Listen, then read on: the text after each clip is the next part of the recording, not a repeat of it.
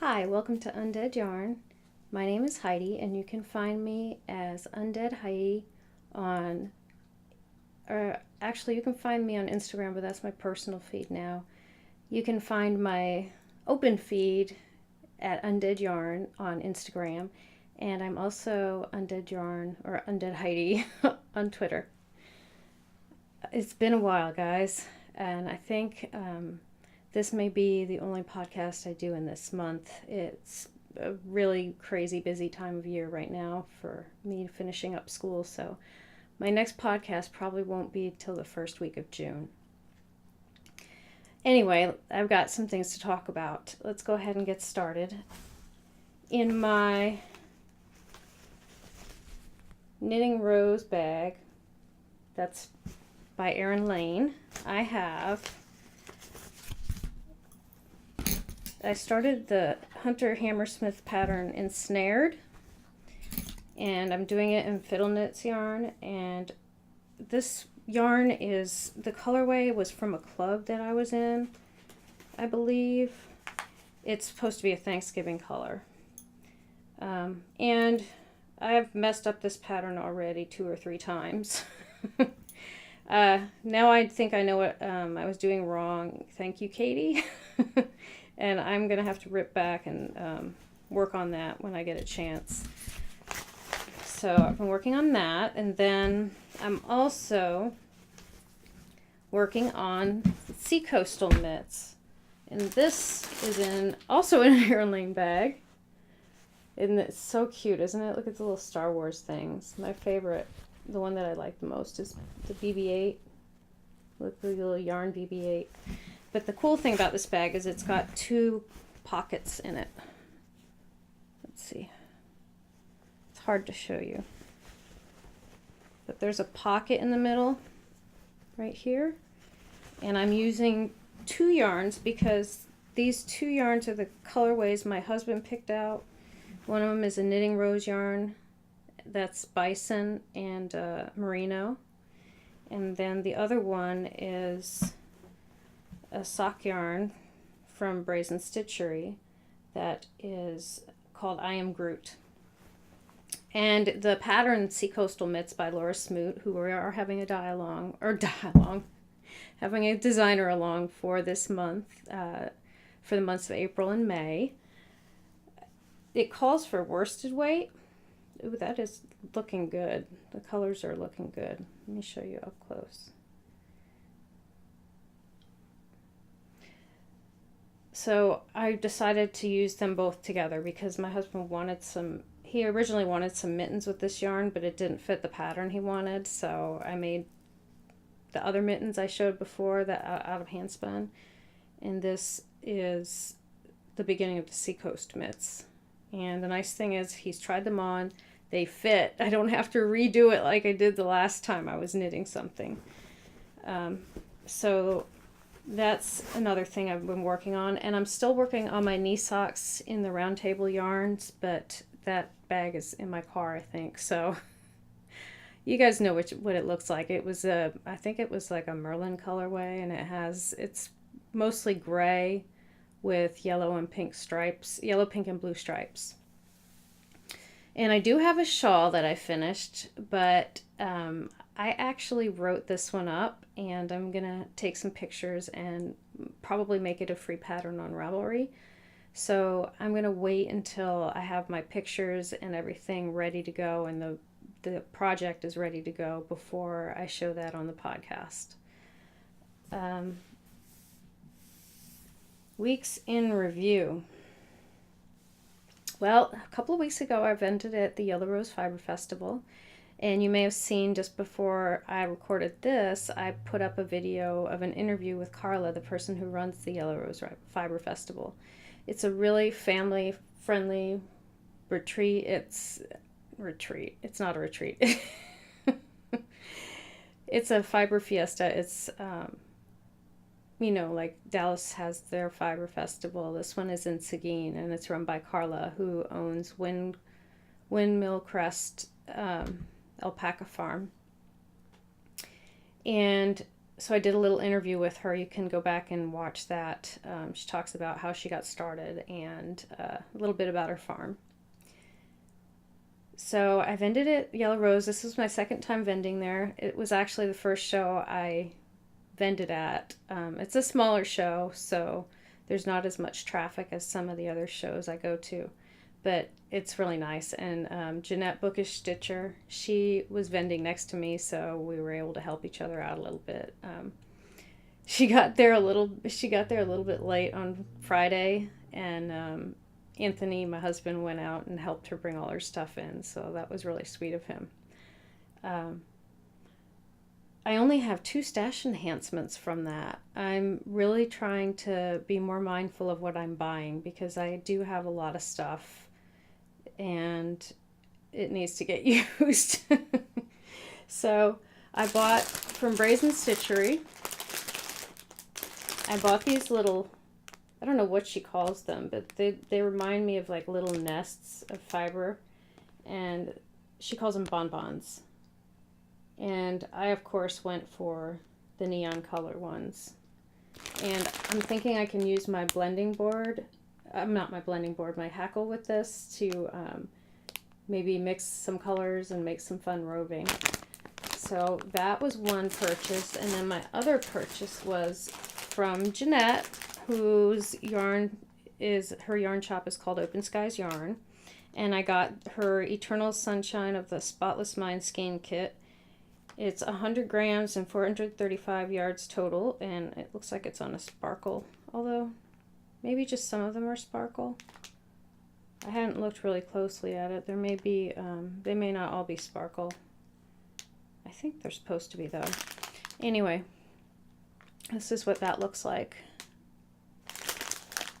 And I think that I am going to be putting into the shop, I'm going to be putting, what am I talking about? I am so all over the place. This has been a crazy, crazy week. I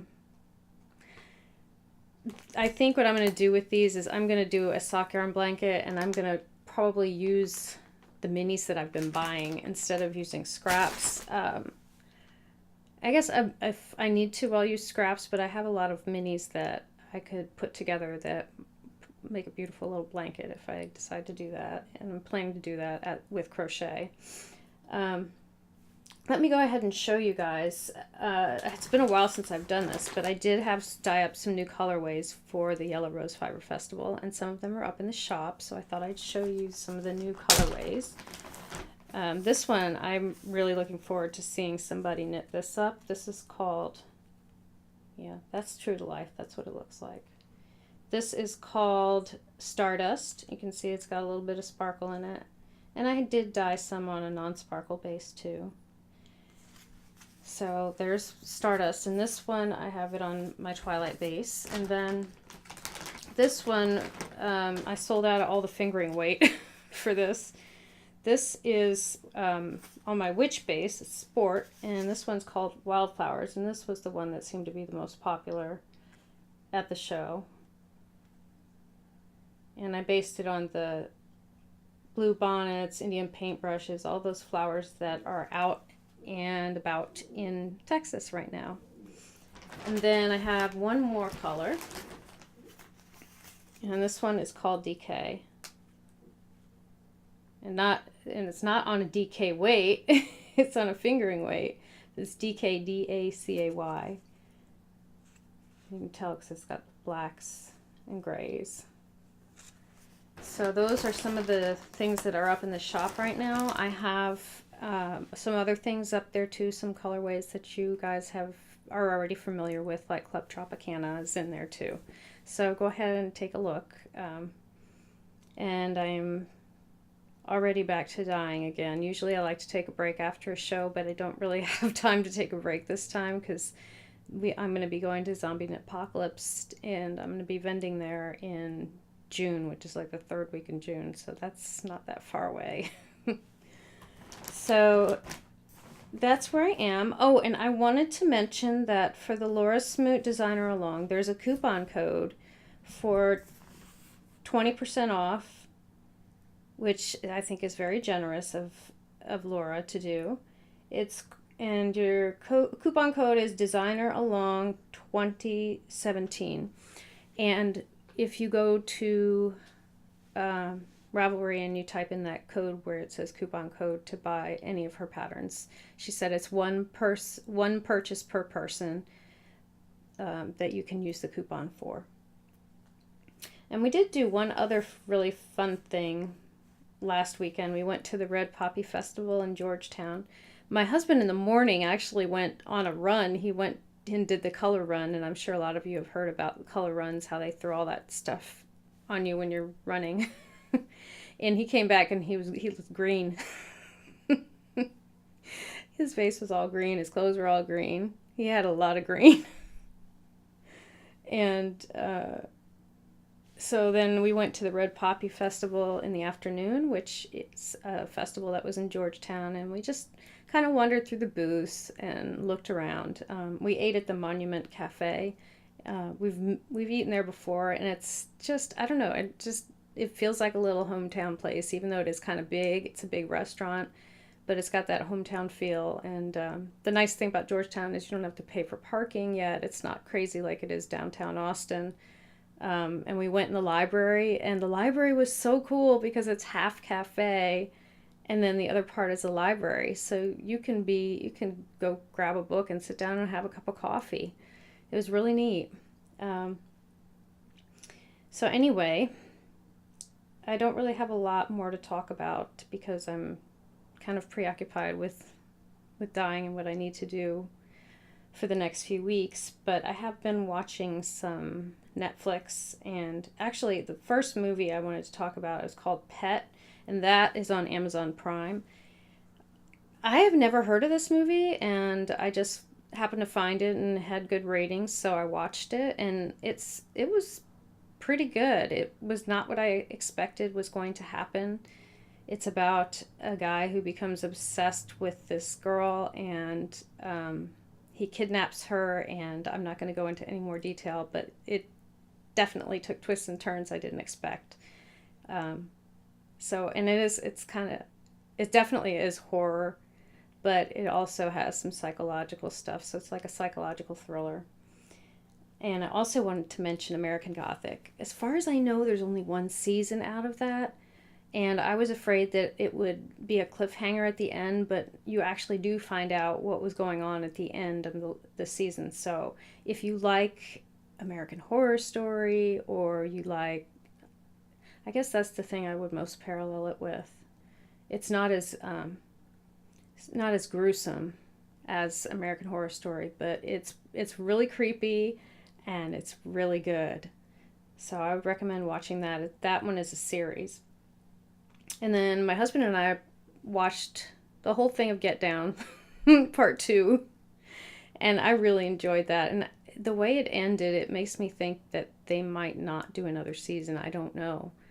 And it's interesting because some of it is based on fact, and I'm sure some of it's fiction.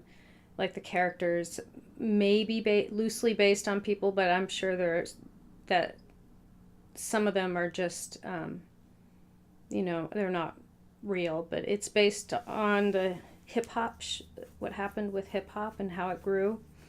So that one I really liked. And then another one I saw was Open Grave, and that was another really scary one that I did not expect. At the beginning, it opens up and you see this guy in a grave, and he doesn't know what's going on. He can't remember who he is or what he's doing in this big, huge grave full of people. So that one was really good too. So I did manage to find some good horror movies. And that one, Open Grave, was also on Amazon Prime. So all the movies that I just talked about were on Amazon Prime. Get Down is on Netflix. It's a Netflix series. And other than that, I don't think I have too much to say. I did go ahead this morning and mail out the prizes to the people who have claimed them. There's still 1 or 2 prizes that haven't been claimed. So if you participated in the Designer Along with Susie and IC, you should go back and listen to the last podcast so you can find out if you won a prize or not. And then, like I said, my next podcast I think will probably be in June. We'll see. Maybe I'll be able to squeak one in before that. So get all your FOs in for the Laura Smoot Designer Along. I'm really excited to be making those mitts, and I already have that shawl that I started too. So she has a really nice selection of patterns that you could choose from. So far, I think all the ones that have been knit have been socks, but I'm knitting fingerless mitts. So anyway, thanks guys for watching. I hope everybody's doing okay. And the school year's going to be wrapping up soon, so that's why it's a little crazy over here right now. Anyway, I will see you guys soon, and get busy knitting or get busy dying.